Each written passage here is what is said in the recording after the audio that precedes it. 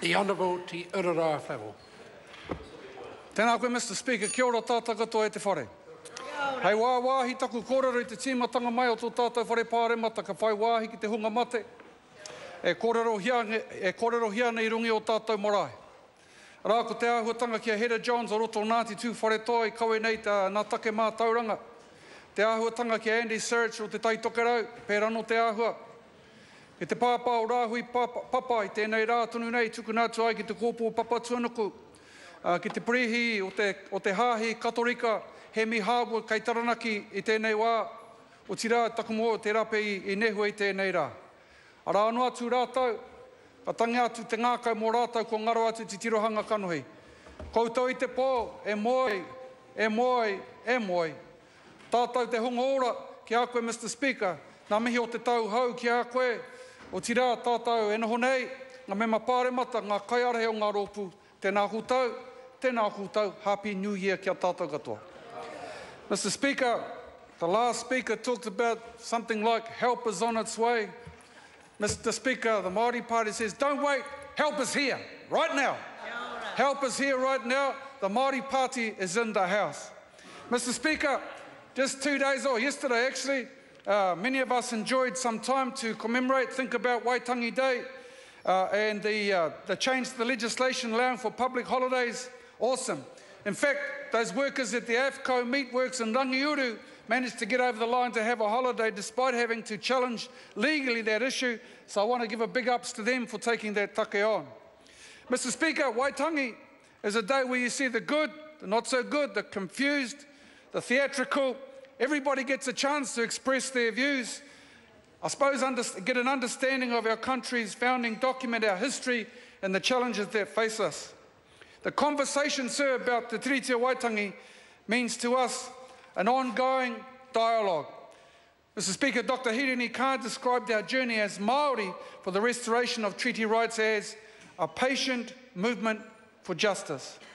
So the treaty does, aside from the fact that it's passed us these last couple of days, it does provide us with a foundation and a touchstone that we hope shapes our unique cultural identity. Can I suggest to members that to give respect to both Te Ti and to the marae at Waitangi, you should consider coming at 6 o'clock on the 4th of February. What's significant about that? Well, actually, that's the time when we go in and pay our respects to those who have gone on, who have passed away. We've done that for the last couple of years. You know, no police, no problems. It's calm at 6 o'clock.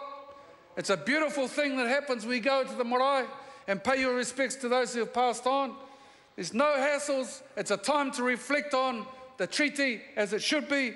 And I ask that in that situation, giving respect, you receive respect. So members might like to consider that. On the lips of many people was the TPP, call it what you like, as mentioned by the Prime Minister, and as the only independent Māori voice in this Parliament, the Māori Party, we've definitely focused our attention on the impact of the agreement on treaty rights. Mr. Speaker, it's no secret that our party was born out of the whole notion of the protection of treaty rights and obligations, and that will always be the tāhuhu of our whare, the ridgepole of our whare. We want to make it clear absolutely today that the Māori Party recognises the benefits that might come from these sorts of agreements, the economic benefits that flow, particularly for those large Māori exporters in the primary sector. Our people have a whakapapa in trade overseas. That does not scare us. We've listened to the debate carefully, the pros and cons. We've sought independent advice on the impact on treaty rights and obligations and on mātauranga Māori, that's intellectual property rights for Māori. And under those circumstances, if it is that there is any possibility that the treaty rights and obligations are threatened, then we will not support those in any way, shape or form. Mr. Speaker, the two mighty members of the Māori Party, my sister Marama Fox sitting right here, we've got a huge work program on. It's focusing on whānau, whenua, whare and whakapapa. Whānau families, whenua, land, whare, housing and whakapapa cultural revitalisation. As a party, we will continue to work to keep up the pressure on measures that eliminate poverty. And as of the 1st of February, Mr. Speaker, beneficiaries with dependents will get $25 more in the pocket a Māori Party initiative supported by National. Thank you. That's right. I heard last year that this New Zealand First lot tried to claim that. Whatever, Mr. Speaker. Māori Party put that on the table with respect to our committee, the Committee on Addressing Poverty in this country, moved by Tariana Turia. We claim it, it's ours. New Zealand, enjoy. This includes the work that Marama has also been doing with respect to advocacy around education, around health, economic development and so on. That will continue. And we'll continue to work in good faith with the government over the resource management, resource legislation, the amendment bill. Mr. Praone says we need to consult with Māori. Mr. Peter says we shouldn't have any Māori involved. Mr. Praone, sort it out. What's going on? If you need a hand to get your fellows' position sorted, see the Māori Party. Mr. Speaker, we're helping our people out, and that's the difference. No use being on the sidelines. You've got to be there to help out our people. Mr. Speaker, we've been criticised in some quarters for our relationship with the government, but all along, as the Prime Minister spoke about, we've acted in good faith with a view to being constructive, something that other parties could well learn from the Māori Party. Mr. Speaker, I take my roles and responsibilities as Minister for Māori Development, Whānau Ora and Associate Minister for Economic Development very seriously. We want to contribute to the bigger picture, not just chuck bombs, not just chuck little stones over here to make to try and make the bike wobble, Kyle. We want to contribute positively, and we will continue to do that to have impact for whānau hapu, iwi and the wider nation. Mr. Speaker, it would be no surprise that our Pautoko Manawa, our central po, is whānau. Whānau are vital to nurturing our children. Our whānau are critical agents of change. In last year's budget, Mr. Speaker, an additional $49.8 million was made available to build on the successes of Whānau Ora navigators and maintain the volume over coming years to provide support and advocacy for whānau. Since its establishment about 6 or 7 years ago, Whānau Ora, sir, has undergone considerable evolution.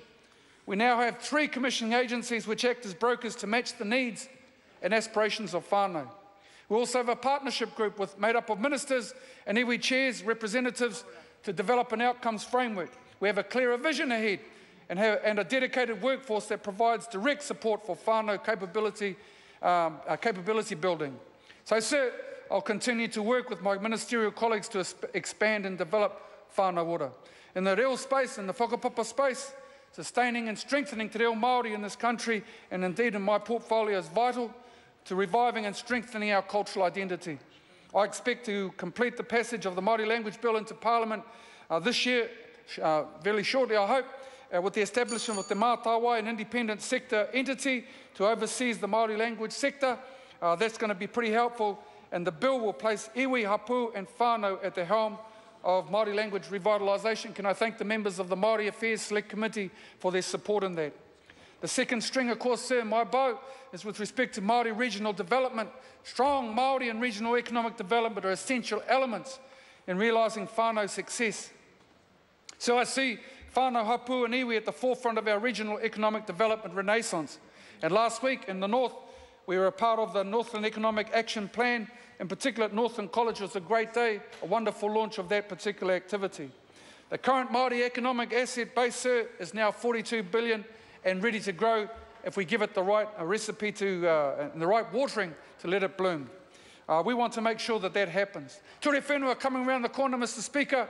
I'm looking forward to having the introduction early this year. 3 years on, more than 100 hui, an exposure draft, 20 hui currently in action as we speak. We're back on the road and ensuring that it's well consulted. Everybody knows what's going on in that particular space. Plenty of written submissions. We've moved on them. We've listened to the people. We intend to carry out and move on those recommendations from our people.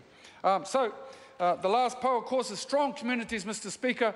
As I wrap up my speech, strengthening Māori communities is hugely necessary to support their capacity as a strong resource base for whānau hapu and iwi Māori development. I've got a couple of things in that particular area that I'm looking forward to contribute to the government program. There's so much happening. And I want to also close by simply saying that as we commemorate that treaty partnership, it's timely to remind my ministerial colleagues that I am but one cog in the machinery of the state. As part of the broader response to fulfilling our treaty obligations, I'll be encouraging my ministerial colleagues to embrace Māori development and Māori approaches as a core object of their portfolios. I'm looking forward to the great amount of work that we're going to carry out this year and the outcomes that might come to Māori communities. It's transformative gains requires alignment of policy and services with Māori needs and aspirations. We're definitely heading in that direction. Mr. Speaker, it's going to be a great year. Looking forward to the work. Kia ora.